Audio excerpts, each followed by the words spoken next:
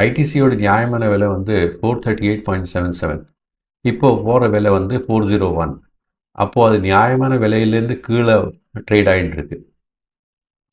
அதே பெரிய நெகட்டிவ். அது ரெண்டாவது வந்து ஐடிசி வந்து 453 ருபீஸ்லேருந்து நமக்கு ஃபஸ்ட்டு டார்கெட் 396 கொடுத்துருந்தது. அதில் 390 டச் ஆனதுனால நம்ம வந்து இது ஸ்டெபிள்னு ட்ரெண்ட் ஸ்டெபிள்னு நினைக்கலாம். அப்படியான அடுத்த டார்கெட் வந்து நமக்கு 340 283 காமிக்கலாம். ஆனால் 283 காமிக்கிறதுக்கு சான்ஸு ரொம்ப கம்மி. 310 வரை போகலாம்.